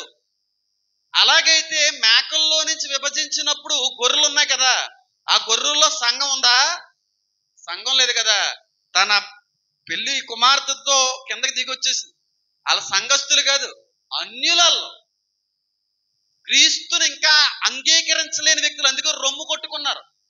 క్రీస్తుని తెలుసుకున్నవాడు రొమ్ము కొట్టుకుంటాడా? ఏసయ్యా అనుకుంటాడు. రొమ్ము కొట్టుకున్నారంటే అమ్మ బాబు ఇలాంటి దేవుడిని మేము స్వీకరించలేదని చెప్పి మోసగించబడిన అన్యులు, వాళ్ళను కూడా గొర్రెలు అన్నాడు ఏసయ్య. ఎంతమందికి అర్థమైంది? గొర్రెల్ని కుడివైపున పెట్టుకున్నాడు, ఎడవైపునేమో మేకలను తోసేశాడు. చూడండి, తన కుడివైపున గొర్రెలను ఎడం వైపున మేకలను నిలవబెట్టి. కొంతమంది అంటా ఉంటారు, కుడి చేత్తోనే ఇవ్వాలండి, ఎడం చేత్తో ఇవ్వకండి, సెంటిమెంట్. యేసుక్రీస్తు ప్రభువు కూడా సెంటిమెంట్ ఫాలో అవుతాడా? కుడి అంటేనే సెంటిమెంట్ అని కాదు దాని అర్థం, దాని ప్రత్యేకమైన అర్థం. అది ఎప్పుడన్నా చెప్పి కుడి వైపునే గొర్రెలు పెట్టుకుని ఎడం వైపున ఎందుకు పెట్టుకోకూడదు? ఎందుకు పెట్టుకోకూడదు చెప్పండి, మాట్లాడుకుందాం ఒకరోజు. నిలవబెట్టెను. అప్పుడు యేసు తన కుడివైపున ఉన్నవారిని చూచి, నా తండ్రి చేత ఆశీర్వదింపబడిన వారులారా, రండి, లోకము పుట్టినది మొదలుకొని మీ కొరకు సిద్ధపరచబడిన రాజ్యమును స్వతంత్రించుకొనుడి. ఇటు అన్యులకి దేవుని యొక్క రాజ్యాన్ని ఇచ్చేసాడు, అన్యులకి దేవుని రాజ్యంలో కలిపేసుకున్నాడు. నా తండ్రి మూలంగా ఆశీర్వదింపబడిన వారులారా. ఎవరినన్నాడు ఈ మాట? రొమ్ము కొట్టుకున్నారు చూడండి, అన్యులు ఉద్దేశించి అంటున్నాడు. అది అన్యులను ఉద్దేశించి ఆయన అంటున్న మాట, నా తండ్రి వల్ల ఆశీర్వదింపబడిన వారులారా, చూడండి, లోకము పుట్టినది మొదలుకొని మీ కొరకు సిద్ధపరచబడిన రాజ్యమును స్వతంత్రించుకోండి. అంటే దేవుని రాజ్యంలో కలిపేసుకున్నాడు వాళ్ళని. దేవుని రాజ్యం ఎవరో? మనము, దూతలు, దేవుని సహవాస సమూహము, ఎత్తబడిన పరిశుద్ధులు, క్రీస్తు సంఘం. ఈ దేవుని రాజ్యం, దాంతోనే రాజ్యం చేస్తాడు 1000 సంవత్సరాలు. కానీ బ్రతుకున్నటువంటి అన్యుల్లో ఒక భాగాన్ని ఆయన రాజ్యంలో కలుపుకున్నాడు. వీళ్ళు క్రీస్తుని అంగీకరించిన వాళ్ళు కాదు, క్రీస్తుని ఎరగని వ్యక్తులు, క్రీస్తును దూషించిన వ్యక్తులు. వాళ్ళల్లో సగ భాగాన్ని గొర్రెలుగా ఎంచి ఆయన రాజ్యంలో కలుపుకున్నాడు. అంటే 1000 ఏండ్ల పరిపాలన మనతో పాటుగా బ్రతుకున్నటువంటి అన్యులు కూడా గొర్రెలుగా ఎంచబడ్డారు. అక్కడ వాళ్ళు కూడా రాజ్యము చేస్తారు. అన్యులు కలుపుకున్నాడు గొర్రెలని. ఎంతమందికి అర్థమవుతుంది? చూడండి, స్వతంత్రించుకున్నాడు అని అన్నాడు. ఇక్కడ అలా ఆపి స్వతంత్రించుకోండి అంటే వాళ్ళందరికీ ఎలా ఉంటుంది? అప్పుడు షాక్ అయిపోతారు. ఏంటయ్యా మమ్మల్ని రాజ్యంలో కలుపుకున్నవిటి, తీర్పు తీసి మమ్మల్ని అందరం నరకంలో వేసేస్తావు అని మేము అనుకుంటుంటే, కొంతమందిని ఇలా తీసావు, కొంతమందిని ఇలా రమ్మన్నాం, ఇలా రమ్మన్న వాళ్ళు అందరూ నాలోకి వచ్చేయండి అని చెప్పి మీలో కలిపేసుకున్నారటి. మేము షాక్ అయిపోతున్నాం, మేము నరకంలో ఉంటాం, మిమ్మల్ని ఏదో చేసేస్తాం మేము ఏమనుకుంటుంటే, ఇదేం ట్విస్ట్ నాయనా, ఇదేం షాక్ నాయనా అనే భ్రమలో ఉంటారు వాళ్ళు. ఫ్యూజులు ఎగిరిపోతాయి బ్రతుకున్న మనుషులలో. ఇదేట్రా మనల్ని కాపాడేటి, మనల్ని రక్షించినటి, ఆయన పేరట మేము బాప్తీసం పొందుకోలేదు కదా, యేసు నిజమైన దేవుడిని కూడా అంగీకరించలేదు కదా, అలాంటిది మనల్ని ఆయన రాజ్యంలో కలుపుకున్నాడేటి అని షాక్ అవుతున్నటువంటి సమయంలో ఆ ఆలోచన ఎరిగినటువంటి యేసుక్రీస్తు ప్రభు వారు ఒక మాట అంటారండి. ఆ మాట ఏంటో తర్వాత కనపడి చూడండి. 35వ వచనం, సిద్ధపరచబడిన రాజ్యమును స్వతంత్రించుకున్నాడు. ఇక్కడ అర్థమవుద్ది ఆయనకి ఎందుకు నీతి సూర్యుడు అనే పేరు పెట్టబడిందో. చూడండి, నేను ఆకలి కొంటిని, మీరు నాకు భోజనము పెట్టితిరి, దప్పిగొంటిని, నాకు దాహం ఇచ్చితిరి, పరదేశునై ఉంటిని, నన్ను చేర్చుకుంటిరి, దిగంబరినై ఉంటిని, నాకు బట్టలు ఇచ్చితిరి, రోగినై ఉంటిని, నన్ను చూడవచ్చితిరి, చెరసాలలో ఉంటిని, నా యొద్దకు వచ్చితిరని చెప్పాను. అందుకు నీతిమంతులు, ఏమని రాయబడింది అక్కడ, గొర్రెల గుంపులోకి తీయబడినట్టు అన్యుల్ని దేవుడు ఏమని పిలుస్తున్నాడు తెలుసా, నీతిమంతులు.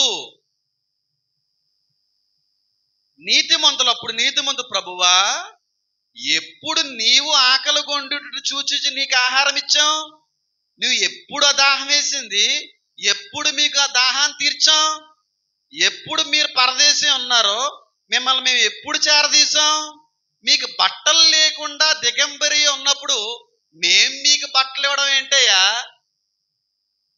చెరసాల్లో ఉన్నప్పుడు మేము వచ్చి చెరసాల్లో ఉన్నప్పుడు చూచి నా దగ్గరకు వచ్చి అల్పులేని సహోదరులు ఒకరు మీ చేసేది కనుక నాకు చేసిన నిశ్చయముగా మీతో చెప్తున్నాను అంటున్నావేంటి, మీకు ఎప్పుడు బట్టలు ఇచ్చాం, ఎప్పుడు ఆకలి తీర్చాం, ఎప్పుడు దాహం తీర్చాం, ఇవన్నీ మీకు ఇచ్చాం అంటావేటయ్యా అని చెప్పి షాక్ అవుతుంటారు. మీరు అలాంటి పనులు చేశారు గనక నాకు చేశారు అంటున్నాడు ఆయన.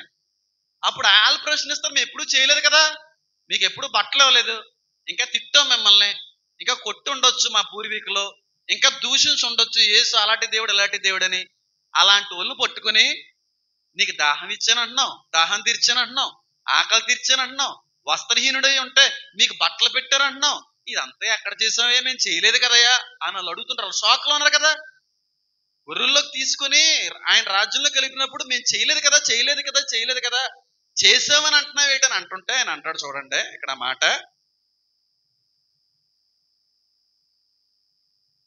40వ వచనం, అందుకు రాజు మిక్కిలి అలుపులేని ఈ నా సహోదరుల్లో ఒకనికి మీరు చేసిదిరి గనుక నాకు చేసిదిరని నిశ్చయముగా మీతో చెప్పుచున్నానని వారితో అనను.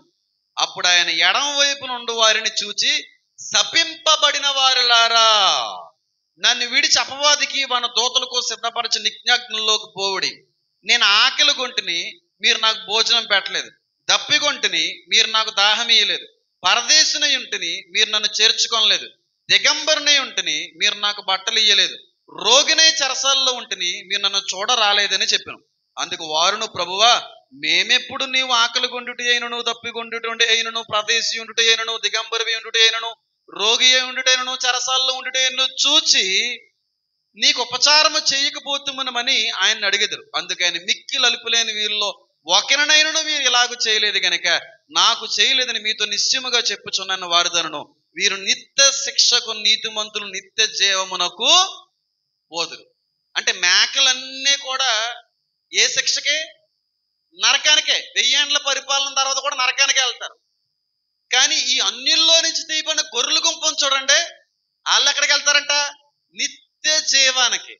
ఎలా తీర్పు తీర్చాడంటే ఆయన, ఎవరైతే బేదలకి పెట్టారో, ఎవరైతే క్రీస్తు ప్రేమను చాటారో వాళ్ళు అన్యులైనా సరే వాళ్ళు రక్షించబడతారు. అంత నీతి ఉంది ఆయనలో. ఆయన పేరట అన్యుడు చేశాడంటే, అన్నదానాలు చేశారంటే, బట్టలు లేని వాళ్ళకి బట్టలు పెట్టారంటే, ఆకలి కొన్న వాళ్ళకి ఆకలి తీర్చారంటే, వాళ్ళు ఎంత భయంకరమైన విగ్రహారాధికులైనా వాళ్ళు ఎంత భయంకరమైన అన్యులైనా వాళ్ళ దేవుడు కాపాడి తీరతాడు. అది ఆయన నీతి. అంత నీతిమంతుడు ఆయన. ఇది మీకు అర్థం కావాలంటే ఒకే ఒక మాటను గుర్తు చేస్తాను.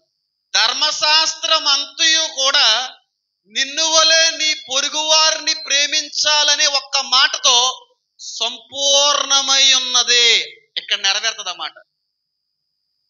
బైబిల్ అంతా కూడా ఈ ఒక్క అనుభవంతో నెరవేరిపోద్ది. బైబిల్ చదవక్కర్లేదు, బైబిల్ నేను ధ్యానించక్కర్లేదు, బైబిల్ నేను పఠించక్కర్లేదు. నిన్ను వలె నీ పొరుగు వారిని ప్రేమించగలిగితే దేవుడు మనసును నువ్వు అంగీకరించి, దేవుడి యొక్క మాటను అంగీకరించి నడిచినతో సమానం. దేవుడి యొక్క మనసుకు అనుకూలంగా నువ్వు బ్రతికేవంటే, దేవుడు మనసు ఏ విధంగా ఉందో, ఆయన ఆలోచన ఏ విధంగా ఉందో, ఆయన ప్రేమ ఎలా ఉందో ఆ విధంగా ఒక మనిషి అన్యుడైనా బ్రతికితే వాడు వెళ్ళే దేవుని రాజ్యం.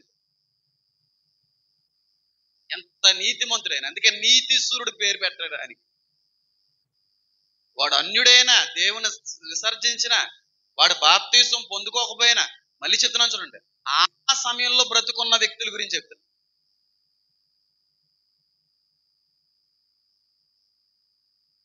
దేవుని కారట ఎంతమంది హిందువులు చేయట్లేదు?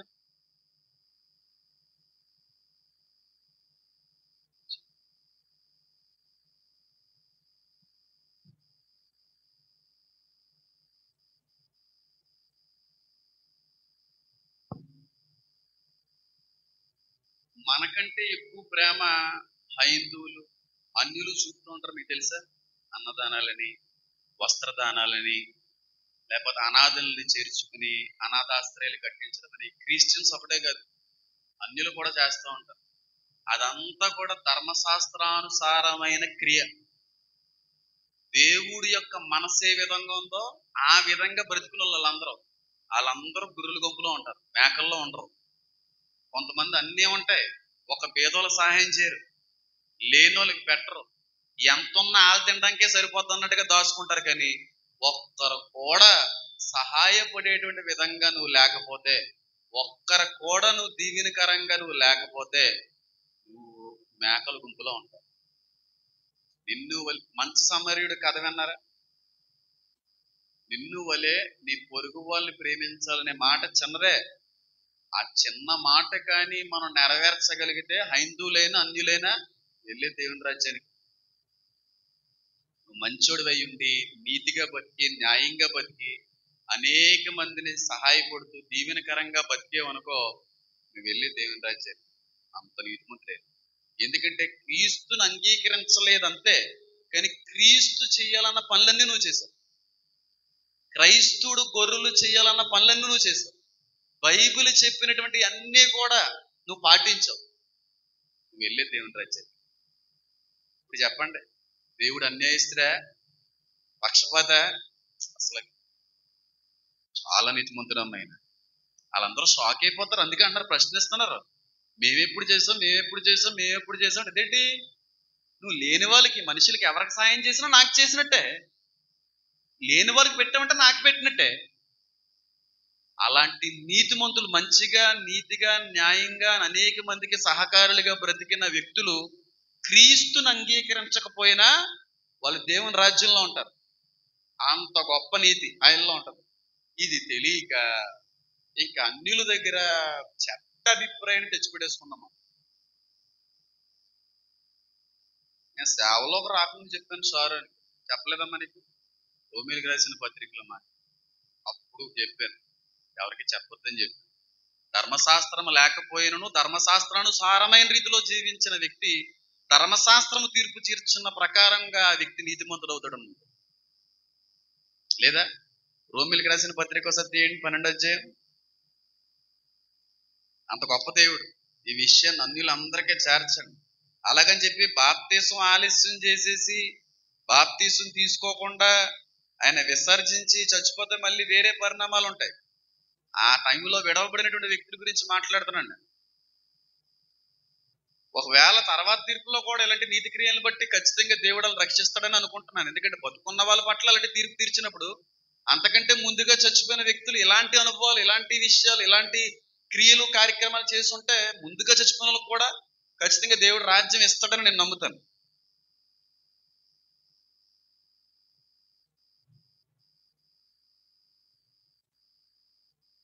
రోమిలికి రాసిన పత్రిక 2వ అధ్యాయం 13, 14. ఈ వచనంలో కూడా చాలా మంది కనబడవు. అన్యులు పోగొట్టుకుంటారు, అనేక మందిని పోగొట్టుకుంటా ఉంటారు. సంపాదించాలండి, బంధువులు సంపాదించాలి, అన్యులు సంపాదించాలి, వాళ్ళ హృదయాలను గెలవాలి. మనం వాళ్ళ హృదయాల్లో ఒక చెడ్డ అభిప్రాయాన్ని పుట్టించేసాం మనమే. మా దేవుణ్ణి నమ్ముకుంటేనే పరలోకం.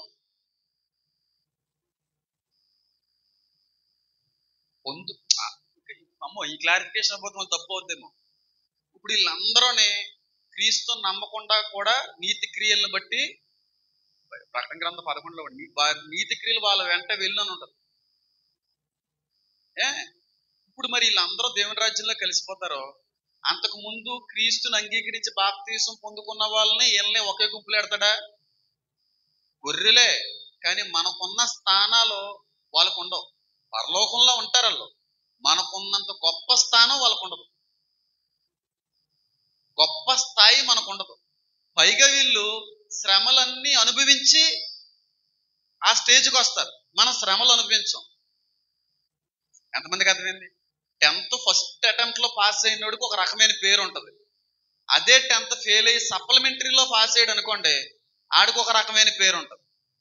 వాళ్ళు పాస్ అయ్యారు, కానీ ఫస్ట్ అటెంప్ట్ లో పాస్ అయినోడికి ఉన్నంత పేరు వాళ్ళకు ఉండదు, వాళ్ళకున్నంత స్థాయి ఉండదు. కానీ వీళ్ళు శ్రమలు అనిపించాలి. మళ్ళీ తీర్పు తీర్చేంత వరకు కూడా ఆ నరకుల్లో వాళ్ళు వేదన పడవలసిన అవసరం ఉంటుందేమో అంటాను, ఒకవేళ ముందుగా చచ్చిపోయిన వాళ్ళు ఉంటాయి. తర్వాత ధవల సింహాసనం దగ్గర తండ్రి తీర్పు తీరుస్తాడు చూడండి, అప్పుడు మాత్రం విభజించబడతారు. రోమిలికి రాసిన పత్రిక 2:13. ధర్మశాస్త్రం వినివారు దేవుని దృష్టి నీతిమంతులు కారు గాని, ఎవరో బైబిల్ని వాక్యాన్ని వినేవారు దేవుని దృష్టిలో నీతిమంతులు కాదు. వాక్యాన్ని వినే నువ్వు నేను కాదు దేవుని దృష్టిలో నీతిమంతులు.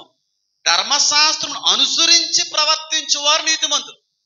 ధర్మశాస్త్రం ఏం చెప్పింది? లేని వారికి పెట్టండి, పేదలకి సహాయం చెయ్యండి, వస్త్రహీనులకి వస్త్రాలు ఇవ్వండి. ఇదే నేను ఇష్టపడే ఉపవాసం అంది. అది ఉపవాసం. పరదేశుల్ని చేర్చుకోండి, ఇరుగు పొరుగు వారికి హాని చెయ్యకండి, నిన్ను వలే నీ పొరుగు వాళ్ళని ప్రేమించండి అని చెప్పింది బైబిల్. బైబిల్ లేకపోయినా సరే బైబిల్లో చెప్పిన విధంగా ఒకవేళ అన్యుడు బతికాడు అనుకోండి, హైందువుడు బతికాడు అనుకోండి, ఇతర మతస్థులు బతికారు అనుకోండి, అలా అందరూ కూడా దేవుని రాజ్యంలో. అందుకే వినే మనకు కాదు క్రియలు. ధర్మశాస్త్రం వినివారు దేవుని దృష్టికి నీతిమంతులు కాదు, దాన్ని అనుసరించే వాళ్ళు.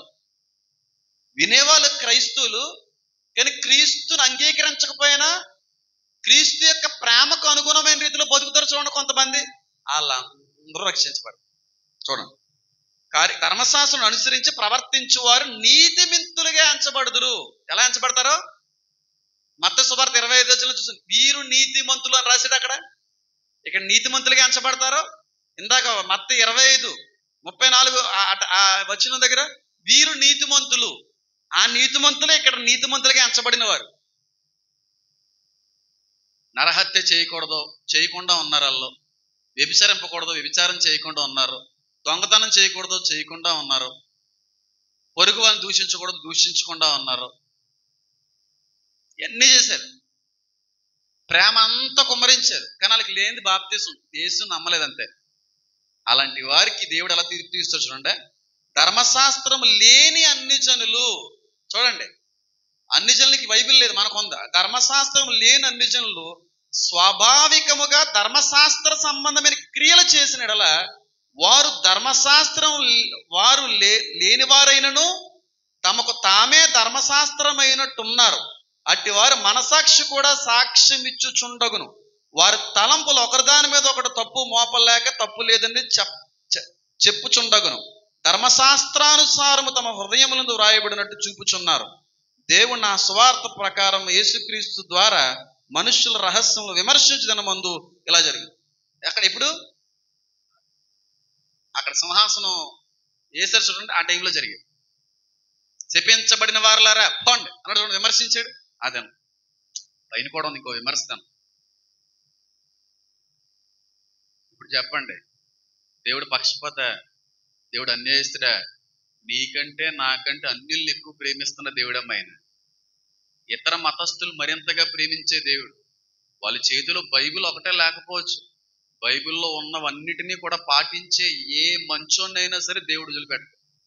వాడు నీతిగా న్యాయంగా మంచిగా బతికితే, నలుగురికి దీవెనకరమైన రీతిలో ఉంటే, నలుగురు విషయంలో ఎప్పుడు గుప్పులు విప్పేటువంటి వాడైతే ఖచ్చితంగా వ్యక్తి రక్షించబడతాడు. వాడు క్రీస్తుని అంగీకరించనప్పటికీ కూడా అంత నీతిమంతుడే, అంత నీతిమంతుడు. ఫ్యూజులు ఎగిరిపోతాయి కదా అన్నిలకి, షాక్ అయిపోతారు. ఇదేంట్రా మేము రక్షించబడ్డం ఏంట్రా? మీరు రక్షించబడ్డానికి కారణం ఇది, ఇలా చేశారా, మీరు బోల్డ్ మందికి అన్నం పెట్టారా, బోల్డ్ మందికి బట్టలు ఇచ్చారా, బాగోపోతే వెళ్ళి పరామర్శించారు, వాళ్ళు కుండ్లు కడిగారు, వాళ్ళు వస్త్రాలు తొడిగారు, వాళ్ళు ఆదరించారు. ఎన్ని లేవండి ఆర్ఫనేజెస్, అనాథాశ్రయాలు ఎన్ని లేవు హైందువుల మూలంగా జరిగేవి. ఆ ప్రేమ క్రీస్తు ప్రేమ కాదా? ఆ మనుషులు దేవుడు అన్యాయం చేస్తాడా? ఆయన నమ్మలేదన్నంత మాత్రం నరకంలో పంపిస్తాడా? అస్సలు పంపడం. వాళ్ళందరినీ రక్షించుకుంటాడు. బైబిల్ లేదు కానీ బైబిల్ ప్రకారంగా జీవించారు అంటే వాళ్ళకి పరలోకం ఉంటది, మనకి పరలోకం ఉంటది, మనకున్న స్థానం వాళ్ళకు ఉండదు. ఎందుకంటే లోకాన్ని జయించి, బంధువుల్ని జయించి, అందరి ముందు సగౌరవంగా దేవుని స్వీకరించినటువంటి వ్యక్తులు మనం. మనకి శ్రమ ఉండదు, శ్రమకాలంలో ఉండవు, తీర్పే ఉండదు మనకి. అది వాళ్ళకి మనకి ఉన్న తేడా. ఇప్పుడు చెప్పండి, ఆయనకి నీతి సూర్యుడు అనే పేరు పెట్టడం కరెక్టా రాంగా? చెప్పండి అమ్మా. ఒకవేళ నీ పూర్వీకుల్లో ఎవరైనా యేసుక్రీస్తు ప్రభువు వారిని అంగీకరించకుండా చచ్చిపోయారని బాధపడుతున్నాయేమో. ఏం బాధపడదు. ఒకవేళ వాళ్ళు మంచోళ్ళు అయితే, ఎవరిని బాధ పెట్టకుండా బ్రతికిన వాళ్ళు అయితే ఖచ్చితంగా వాళ్ళ ఆత్మలు రక్షించబడతాయి. అంత నీతిమంతుడే. నేను రక్తం కార్చేను గనుక నన్ను నమ్మకపోతే వేసేస్తాను అని మూర్ఖుడు కదే. ప్రేమాస్వరూపి. అంత గొప్ప దేవుణ్ణి మనం అంగీకరించి అని ఆరాధిస్తున్నామండి. అంత గొప్ప దేవుడు. ఆ నీతి సూర్యుడు ఉదయించి అందరి మీద తన ప్రకాశతను ప్రకాశింపజేసి నీతిగా తీర్పు తీర్చి అప్పుడు జరిగేదే 1000 ఏండ్ల పరిపాలన. ఒకసారి చిన్న వచనం ఉంటుంది, అది కూడా చదివేసుకుని వెళ్ళిపోదాం, అవసరం లేదంటారా? మంచి వచనం, కానీ తర్వాత ఇప్పుడు మాట్లాడుకోవచ్చు. గుర్తుంటే ఎప్పుడన్నా మళ్ళీ త్వరలోకి వస్తే చెప్తే, లేదా వచనంలోకి వెళ్ళాలి. అది కూడా మంచిగా వచ్చింది, అందులో కూడా వెళ్ళొచ్చు. చదివిద్దాం ఒకసారి, లేకపోతే తీసండి ఒకసారి జకర్యా గ్రంథం. జకర్యా గ్రంథం 8వ అధ్యాయం 7-8 వచనాలు చదవండి ఒకసారి.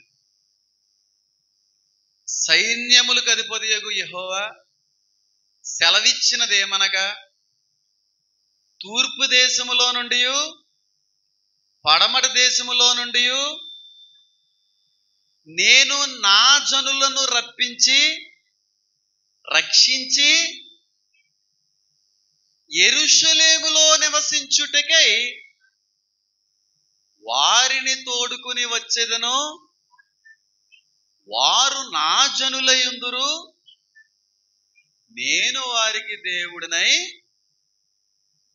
ఎంత అద్భుతమైన మాట. తూర్పుకి పడమరకు ఉన్నంత అందరినీ, తన ఏర్పాట్లు ఉన్న వాళ్ళందరినీ తీసుకుని వచ్చి ఆయన జనాంగంలో కలుపుకుంటాడండి. అలా మాట్లాడుకుంటూ పట్టు బోల్డ్ అనే వచనాలు. అంత న్యాయవంతుడు, అంత అద్భుతమైనటువంటి తీర్పు తీర్చేటువంటి నీతిమంతుడు. ఆయన నమ్మలేదు కనుక మనం ఎంత మంచోళ్ళు అయినా సరే నరకంలోనే ఉండాలిరా దరిద్రుడా అనే దేవుడు కదే. వాళ్ళని సైతం ప్రేమించి ఆయన మనసును కనుపరిచారు కనుక మనిషిగా ఎలా బ్రతకాలో ఆయన చెప్పింది చెప్పినట్టుగా మీరు చేసి చూపించారు. బైబిల్ లేకపోయినా తెలిసిన చాలా మంది ఫ్రెండ్స్ ఉంటారు, పేర్లు స్పాట్ అని, శ్రీయుసేన, వీళ్ళందరూ హైందువులే, నిష్ఠ హైందువులలో చాలా భయంకరమైనటువంటి అన్య సంబంధమైన భక్తి చేస్తూ ఉంటారు, గొప్ప భక్తి. వాళ్ళు చేసే సేవా కార్యక్రమాలకు నేను పేరు పెట్టలేను. అన్ని మంచి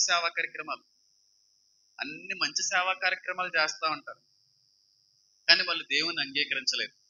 నేను అనుకుంటా ఉంటాను, ఈ వచనం నాకు అర్థమైన దగ్గర నుంచి నేను అనుకుంటా ఉంటాను, దేవుడు వీళ్ళందరికీ ఖచ్చితంగా ఏ పాపం లేకుండా జీవిస్తే వీళ్ళందరినీ దేవుని రాజ్యంలో కలుపుకుంటారని, అందరినీ కలుపుకుంటారు. ఎందుకంటే అంత మంచి మనసు ఉంది. క్రైస్తువులు ఒకలే కదా మంచోళ్ళు, మనుషులు అందరూ మంచోళ్ళే, అందులో కొంతమంది ఇంకా మంచోళ్ళు. దాన ధాన్య కార్యక్రమాలు చేయడంలో అస్సలు ఆలోచించరు. ఎవరన్నా పేద వ్యక్తి కనబడితే వెంటనే ఉన్నదాంతో అలాగే చేతిలో పెట్టేస్తా ఉంటారు. అవి చూస్తాడు దేవుడు, వాటినే చూస్తాడు దేవుడు. నీ భక్తిని చోట గుర్తుపెట్టుకే, నీతి క్రియలు నా దృష్టిలో మురుకు గుడ్లు అన్నాడు. అవి వేరు, ఆ కాన్సెప్ట్ వేరు. దాని గురించి నేను ఒకసారి వివరించాను. నీతి నిన్ను కాపాడుతుంది. ఒకరోజు దాన ధాన్య కార్యక్రమాలు చెయ్యాలి, లేని వారికి పెట్టాలి. పేదలను మనం ఎంతో కొంత మనం పోషించగలిగే రీతిలో ఉండాలి. అడుక్కునే వాళ్ళు ఎప్పుడన్నా కనబడుతుంటే ఆగకుండా కాదనకుండా ఇవ్వగలగాలి.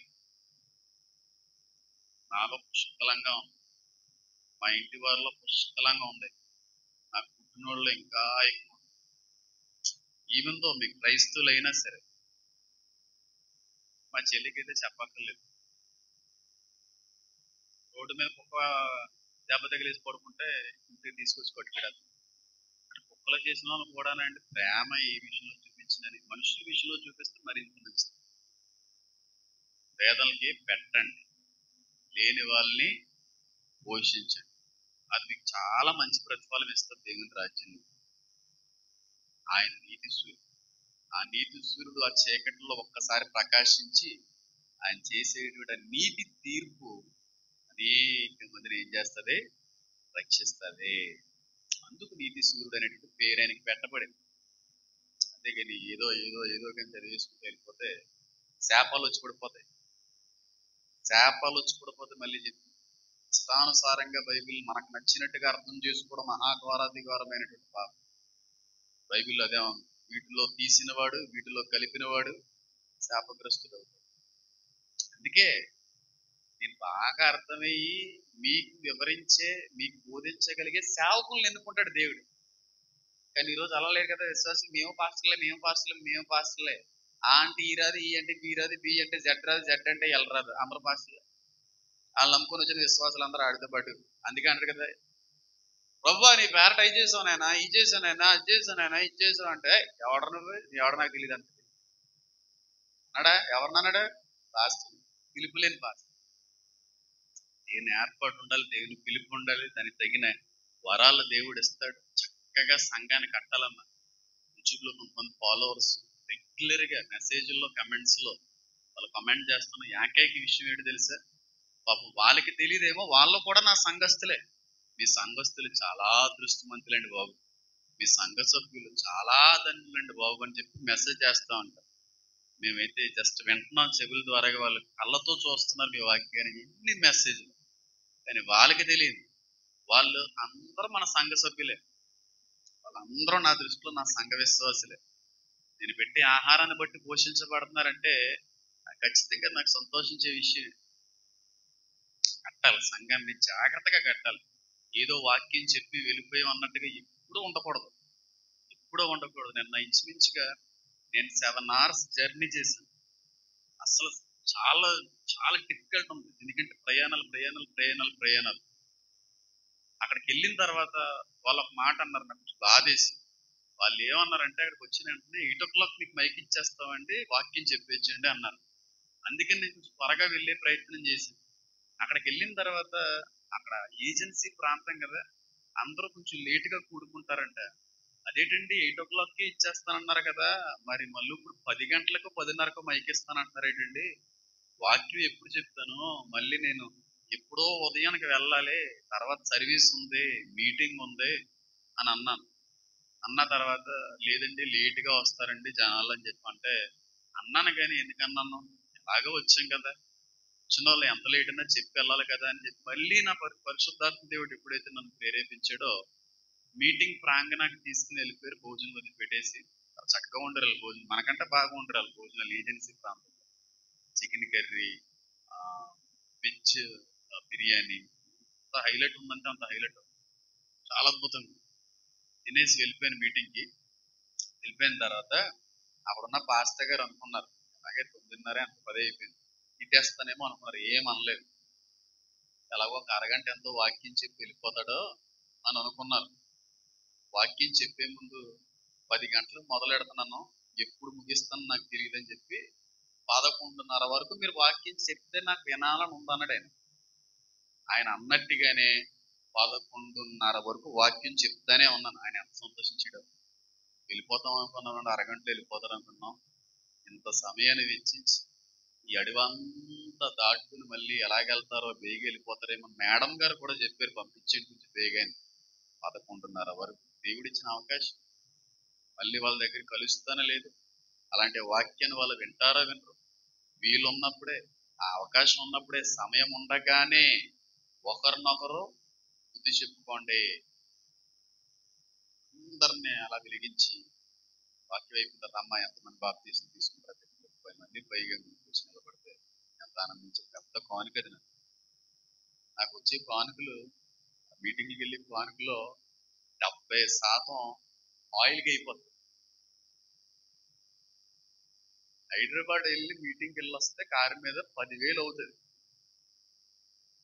పెట్రోల్కి, టోల్ గేట్లకి 1200. వాళ్ళు ఇచ్చే కానుక 10,000 అంటే అన్ని అలా అన్ని పోయినాయి. అలాగా వెళ్ళి చేసి వచ్చామంటే వచ్చిన అలా అయిపోతుంది. ట్రైన్ అలా అయిపోతుంది, రూమ్ అలా అయిపోతుంది. ఆ వచ్చిన కానుక అలాగా వాళ్ళ కొరకు ఉపయోగపడతా ఉంది. ఇప్పుడైనా ఒకవేళ వెళ్ళి తర్వాత రోజు కూడా అక్కడ ఏదైనా పని ఉంటే అది ఏమన్నా పరిచయ కొరకు, సొంత పరిచయ కొరకు ఏమైనా ఉపయోగించబడతాయి. కానీ ఇంచుమించుగా ఇలా అనకూడదు. హైదరాబాద్లో మీటింగ్కి వెళ్ళి 15,000 అయింది. ఎందుకంటే అక్కడ చాలా పని వర్క్ కూడా ఉంది. వాళ్ళు చాలా చాలా చాలా చాలా చాలా తక్కువ ఇచ్చారు. ఏం బాధపడలేదు, సంతోషించారు. ఒకరు తక్కువ ఇచ్చారని బాధపడకు, ఎక్కువ ఇచ్చారని సంతోషించుకో. నువ్వు చేసిన పనికి జీతం ఇచ్చేవాడు నేను అన్నాడు. మనుషుల నుంచి వచ్చే జీతం ఆశపడకే, మనం జీతం నేను ఇస్తాను, నేను ఇచ్చే జీతం ఎలా ఉంటుంది చూడు. చాలా ఆనందించిన మాట. నేను వెళ్ళిన సెకండ్ మీటింగ్ అసలు ఫీల్ సంవత్సరాలు ఇస్తాను అలాగే అయిపోతుంది. దాన్ని అలాగే వెళ్ళి ఇలా వచ్చి 5,000 అంత ఫీల్ అయిపోతుంది. టోల్గేట్లు కానీ చాలా ఇబ్బంది అయిపోతుంది. అలాంటి ఏరియాస్ లో మళ్ళీ కార్ బుక్ చేసుకుని, క్యాబ్ బుక్ చేసుకుని ఇవ్వడం ఉంటుంది. సెక్యూరిటీ పరంగా ఏ ఇబ్బంది ఉంటుంది. కారుకి అలా దొరికిందంటే అన్యుడు మనం ముందుకు వచ్చి కూర్చున్నాడంటే ఏదో రకంగా కట్టాలన్నమాట. ఏదో రకంగా ఆత్మీయంగా అది బలపరచు. అప్పుడు కాకపోయినా ఎప్పటికైనా గోధుమ గింజ పడి అలాగైతే మొలకెత్తుతుందో ఆ విధంగా మొలకెత్తుతుంది అనేటువంటి ఏకైక ఆశ. అంతగా సంఘం కట్టబడి. కళ్ళు మూసుకోండి, ప్రార్థన చేసుకుంది.